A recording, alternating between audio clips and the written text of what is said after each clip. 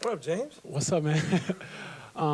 Game 7, what does that mean to you? You've longed to be in the playoffs throughout your career, so after you force it, what's going through your mind right now? Just excited to get the opportunity.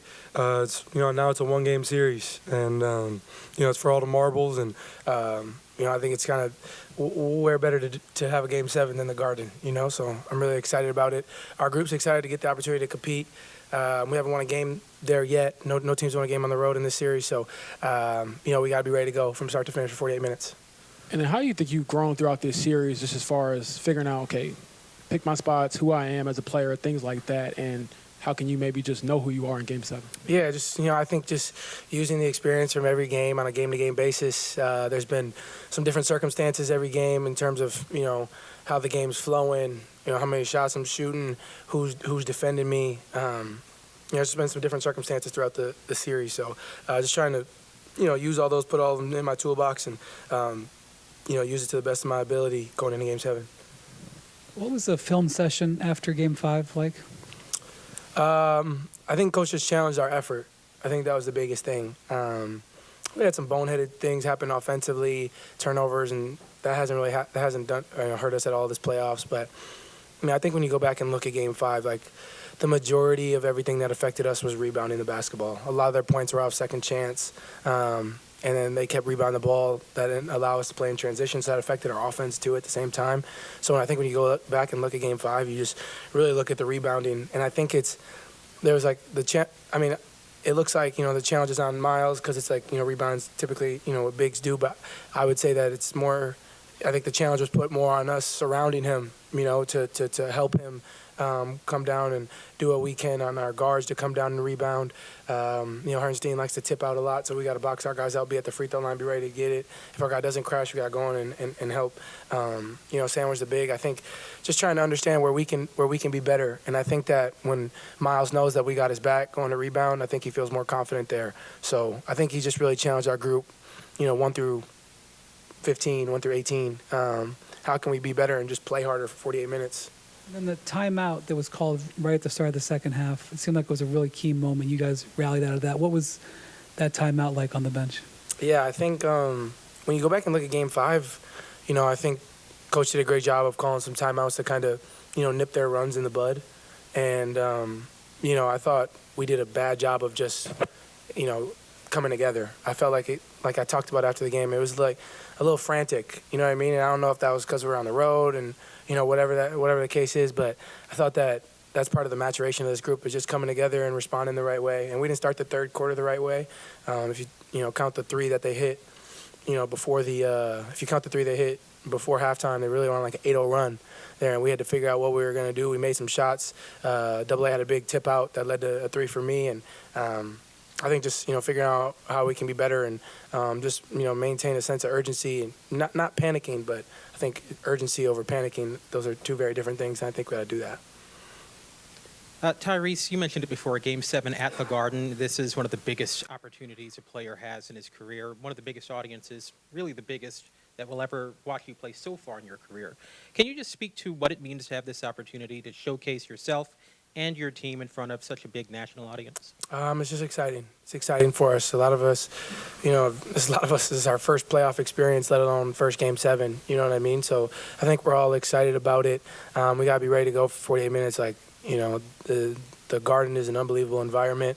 And the crowd will be rowdy, and we just haven't won there yet. So we got to prove that we're able to do that.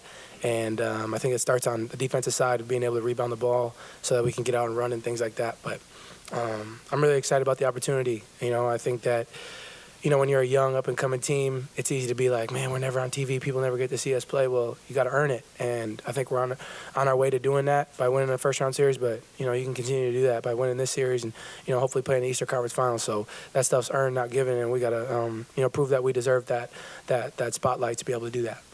Tyrese, you mentioned how a lot of you guys have never been in the playoffs before. Pascal has. He was big tonight. Can you mention kind of what his presence has meant throughout this series for you guys and kind of leading you through this series? Yeah, I think just, composure. I think what Pete does, having played in so many playoff series, is he never gets too high, never gets too low. I think he does a good job of gathering our group when we're excited and things are going well, and does a good job of gathering our group when things aren't going well and we're frustrated, and there start to be some splits and dudes are more consumed about what happened in the past rather than how we can change it moving forward. So I think his experience, his poise has helped a lot, along with our coaching staff and other guys who have been in this. So he was huge for us, getting a lot of early seals, helping rebound the ball. I thought he just played one of his better overall games in a Pacers uniform, and what a great time to do it. And so I'm really excited going to Game 7. We have a good rhythm. Tyrese, you mentioned you got to stay aggressive. That was something you talked about a lot between Game 5 and Game 6. What's the key to keeping up that aggressiveness in Game 7, and how do you maintain it even if things are not going well in Game 7, as they often can be in the Garden? Yeah, I mean, I got nothing to lose. You know what I mean? Like, I think just going into it, realizing it's time. You got to unload the clip. You feel me? Like, you got to be ready to go from start to finish. And aggressive doesn't mean shooting 30 shots. Aggressive means, being a threat, getting downhill, getting 2 feet in the paint is kind of the old school way of thinking. So it doesn't. I mean, I'm not really a box score watcher. I watch the game. You know what I mean? I watch a lot of film to understand where can I be better. And so I don't really trip off of field goal attempts. Like, yeah, there has been a correlation, directly around my field goal attempts and win and loss, but it's not about that for me. It's, can I get 2 feet in the paint and draw help and do other things. So I don't really trip off the box score or anything like that. I just, how can I be aggressive? And I think that, my teammates and coaching staff have done a great job of staying on me. And, Game 7 is going to be an unbelievable environment and something I'm really looking forward to. I mean, as a competitor, what more could you want? Ty, you mentioned getting 2 feet in the paint. One of the bigger plays in that second quarter is the big dunk from Myles, which comes off of Pascal's ceiling baseline and finding him there. Just what did it mean for those two guys to do everything they could to get on top of the rim tonight? Yeah. I thought they just did a great job, having their presence at the rim offensively.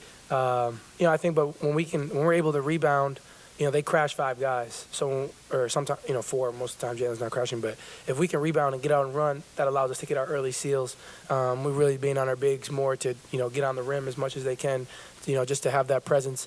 And then once we're on the rim, we can start to pull them out and shoot the 3 well, which we, typically do. So I think that those guys did a great job. Pascal setting the tone. Myles had a big dunk there early in the first quarter that got him going.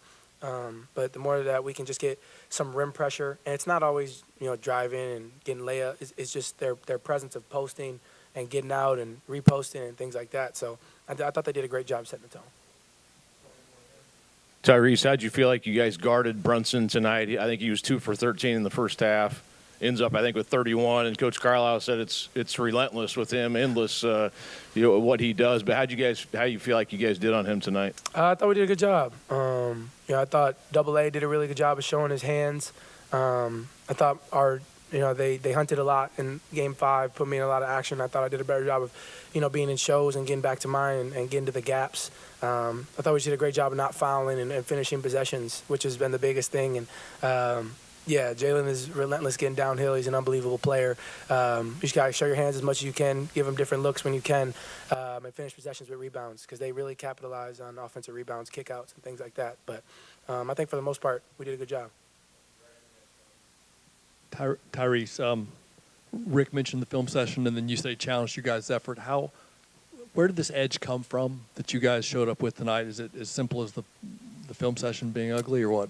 I don't know if it's as much as that, as much as it is just, dudes don't want to go home. You know what I mean? We had to come out and play desperate. I think when you're in the playoffs, they always talk about, the more desperate team is typically the team that wins. And us being down 3-2, the pressure was on us. You know what I mean? They know we got to go back to the Garden and win. But we had to come out and just play harder for 48 minutes. And I think we got to maintain that going into Game 7. But I think as a group, there was never a conversation or a thought that our season would be done today.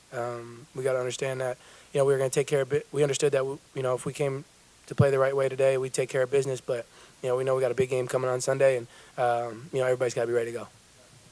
Ty, how do you anticipate a Game 7 feeling compared to anything you've ever played in your life? I expect probably the most unbelievable environment I've ever played in an NBA game. The Garden is a crazy place with, they got a rabid fan base, and so I'm excited about it. I'm excited about being on the road and doing something that we haven't done this series, trying to win a game on the road. I'm really excited about that. We know the storied history of this rivalry between these two franchises, and now we're adding another chapter to that. So, I think we're all excited to go. There's gonna be a lot of energy in the building from them and from us, and I think just weathering our emotions as much as we can. Don't get too high, don't get too low. It's gonna be a game of runs, and I mean, historically, me as a basketball watcher, Game 7s are always so ugly. So I expect an ugly game, and I expect whoever plays harder to win, and I'm excited to be a part of that.